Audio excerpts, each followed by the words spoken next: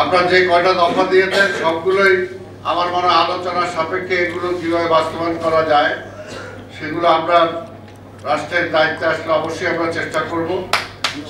এখন আপনাদের কাজ হবে যে আগামীতে নির্বাচন, এই নির্বাচনে যাতে আপনাদের পছন্দ মাফিক প্রতিনিধি যাতে পার্লামেন্টে যেতে পারে, পার্লামেন্টে যে যাতে আপনাদের পক্ষে কথা বলতে পারে সেই প্রতিনিধি আপনাদেরকে পার্লামেন্টে পাঠাতে হবে। আজকে নির্বাচন নিয়ে ষড়যন্ত্র হচ্ছে।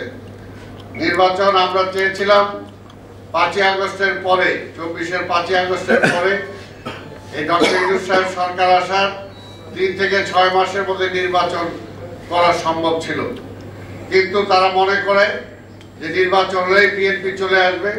যেটি শেখ হাসিনাও মনে করতো, এই কারণে নির্বাচন দিত না। এই সরকারের অনেকেও বা কিছু রাজনৈতিক দলও চায় না যে কোনোভাবে বিএনপি রাষ্ট্র ক্ষমতায় আসুক। কিন্তু আমরা তো জানেন, জনগণও জানে যে বিএনপির সম্পর্ক জনগণের সাথে। এই দেশে যখন এই ক্রাইসিস এসেছে, যখন এই দেশে গণতন্ত্র মুখ থুবড়ে পড়েছে, স্বাধীনতা প্রশ্নের সম্মুখীন হয়েছে, তখনই কিন্তু বিএনপি জনগণের পাশে দাঁড়িয়েছে।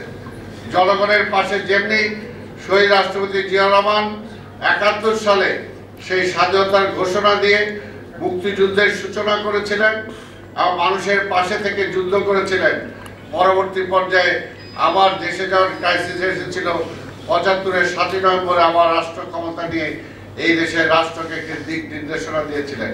ঠিক তেমনিভাবে আবার যখন গণতন্ত্র ধূলিসাৎ হয়েছিল, তখন আমাদের নেত্রী দেশনেত্রী বেগম খালেদা জিয়া আন্দোলন সংগ্রাম করে 10 বছর তারপর আবার গণতন্ত্র ফিরিয়ে দিয়েছিলেন।